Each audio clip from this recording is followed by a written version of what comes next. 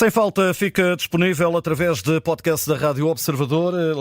Luís Godinho, árbitro, um árbitro muito experiente, talvez um dos melhores árbitros em atividade na Primeira Liga, para um grande jogo, um Benfica-Braga. E Pedro Henriques, bem-vindo também ao teu Sem Falta. Ora, minuto 17, gol do Braga, alguma coisa a apontar? Apenas a apontar que é legal, porque o jogador que levanta o braço, e normalmente é sempre assim, foi o Tomás Araújo, a pedir fora de jogo, era ele que estava a colocar em jogo, quando o Vítor Gomes faz o passe para o Fran Navarro, que acabou por finalizar. Portanto, gol legal sem fora de jogo. Depois, Garbi, cartão amarelo, minuto 36, ainda da primeira parte. Sim, o Garbi acaba por ver o cartão amarelo e respectivo livre direto, porque agarrou de forma ostensiva e evidente o Cockchu. O árbitro tentou dar a lei da vantagem e ele insistiu no agarrar e, portanto, o árbitro, com receio que dali houvesse mais qualquer coisa, porque depois às vezes as reações dos jogadores que querem libertar acabam por dar agressões e comportamentos incorretos, e apitou forte, não deu mais lei da vantagem, mostrou o cartão amarelo, tudo certo. Penalti, Pavlidis a reclamar, minuto 38, mas não há de facto penalti. Sim, é um lance que o Pavlidis aparece do lado na área até porque é sem bola e, portanto, numa primeira análise só vimos o Pavlidis no chão. Depois, com as repetições, percebeu-se o seguinte, que é o Pavlidis que, ao passar pelas costas do Robson, acaba por, com o seu pé direito, tocar e aí, por isso, tropeçou no calcanhar esquerdo do Robson. Não é o jogador do Braga que, eventualmente, às vezes acontece, vai a passar, sente um adversário nas costas e estica a perna, acabando por provocar essa rasteira, não. É o jogador do Braga que vai a correr, nem sequer a olhar para trás, vai no seu movimento normal e é o Pavlidis que vai, digamos, interceptar a sua trajetória e provocar o contacto com o seu pé direito no calcanhar. E, portanto, tudo certo, sem motivo para pontapé de penalti. A fechar a primeira parte, bem, o facto de não haver aqui um segundo amarelo para o Gorbi.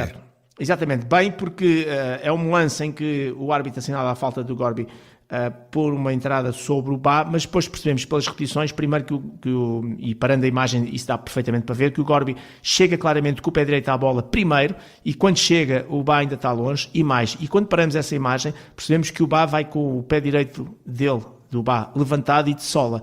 Portanto, de alguma maneira, se calhar até para se proteger, a colocar o pé e a sola por cima. O que acontece? O Gorbi, porque vai deslizar, corta a bola e, de contínuo, vai bater com o pé na sola do adversário, rasteirando e derrubando. Aceita a falta, porque no fundo é o Gorbi que acaba por ir mais ao encontro do jogador do Benfica, mas não para segundo amarelo, e por isso, bem aqui a decisão disciplinar, porque era o mais importante, porque senão estaríamos aqui perante uma situação de segundo amarelo. Entretanto, já na segunda parte, mais um lance de grande área, minuto 52, sem penalti sobre Ángel Di Maria. Sim, é com o Gabriel Martínez.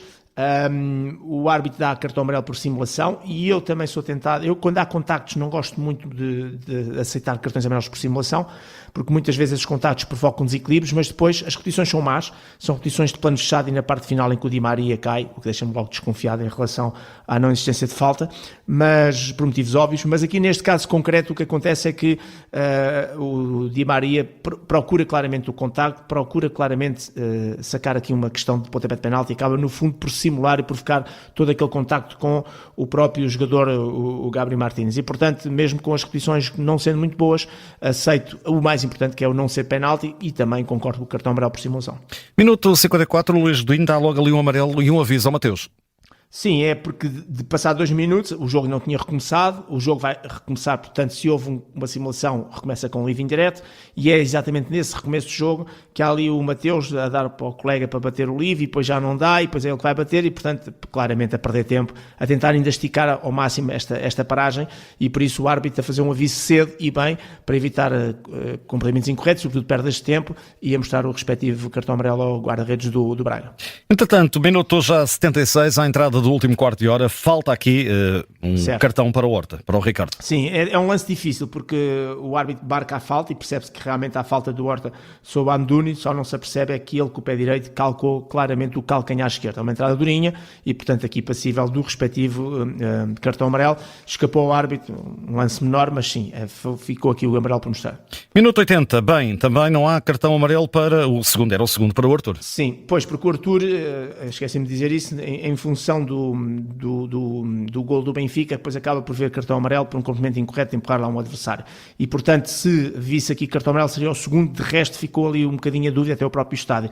Porque é que o Diego Rodrigues, o que acontece é que o Arthur está a proteger a bola e no seu movimento de rotação, portanto, ele não faz aquilo que às vezes acontece, que é os jogadores irem com o braço à procura da cara dos adversários. Não, ele está num movimento de proteção e de rotação, e quando faz essa rotação, nem acerta bem na cara, é ali entre o peito e a zona do queixo do Diego. E, portanto, o árbitro dá sinal livre direto, porque são essas instruções que são dadas, mas não há aquilo que normalmente acontece, que é a negligência na maneira como me abre o braço ou a tentativa de acertar no adversário. Nada disso, e, portanto, bem aqui o árbitro em não mostrar aquilo que seria também segundo amarelo. Minuto 88, mesmo a fechar, amarelo aí para Leandro.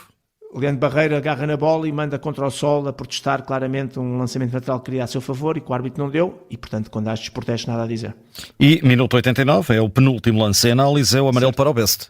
Pisão de sola no peito do pé do Vítor Gomes e, portanto, cartão amarelo bem mostrado. Finalmente o amarelo para o João Ferreira, do Sporting Braga.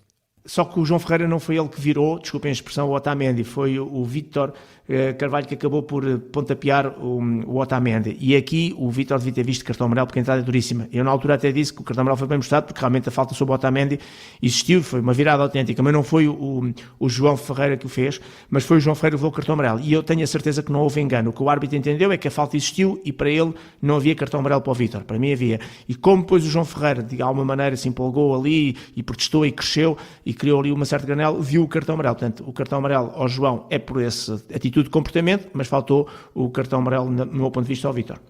Então, que nota para Luís Godinho, o árbitro de Évora, é um árbitro muito experiente, internacional, certo, desde 2017, é talvez um dos árbitros melhores, de facto, agora da Primeira Liga nesta altura, um árbitro claramente aqui da Associação de Futebol de Évora. Que nota para ele? Claramente que o João Pinheiro é dos melhores neste momento, com as saídas de alguns árbitros como o Manuel Almeida, Artur Soares Dias, etc.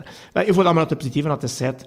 Há aqui 2 lapezinhos, quase nada da parte disciplinar, se é que se pode dizer assim. Não tem qualquer relevância e importância num contexto de um jogo com 7 amarelos. 19 faltas, bastante pouco para a nossa liga, e um tempo útil, ao contrário do que se possa pensar, porque houve ali algumas quebras por parte dos jogadores do Braga, com toques na cabeça e assistências. O jogo teve 57 minutos e 13 segundos, teve 60,8% de tempo útil, que, portanto, passa a ser dos jogos, tudo o que é subir a barreira dos 60% de tempo útil, é um tempo útil bastante bom e ao nível europeu. Eu destaco sobretudo as ações disciplinares que não têm sido perfeitas, as que existiram foram boas. Destaco claramente as áreas onde o árbitro esteve irrepreensível e muito bem, e acima de tudo uma coisa que se mostra, que o Luís Godinho tem é a personalidade, na maneira como arbitra. Até pode errar e muitas vezes também não concorda e às vezes até já lhe dei notas negativas por causa disso, mas é um árbitro com personalidade. Portanto, dá só respeito, não é? Dá só respeito, sabe o que está a fazer, tem uma boa relação com o jogo e com os jogadores, está presente, está muito próximo dos lances, e isso é importante até para alguma geração de árbitros novos que continuam a arbitrar muito longe. Portanto, o Luís Godinho tem uma boa condição física, ou pelo menos faz-se valer da sua boa colocação e aparece nos sítios certos, e sobretudo esta questão da personalidade. Portanto, é um árbitro que sabe estar no terreno de jogo e que se vê que há ali uma coisa que é diferente em relação aos demais, e por isso vou só dar nota 7, obviamente que sim.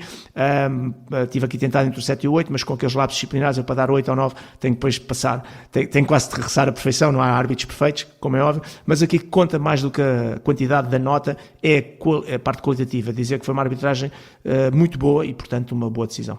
Para fechar, é de facto era uma jornada explosiva. Ontem uma grande arbitragem no Vitória Sporting com o João Gonçalves, hoje uma boa arbitragem, portanto é um fim de semana tranquilo para a arbitragem e para os críticos da arbitragem.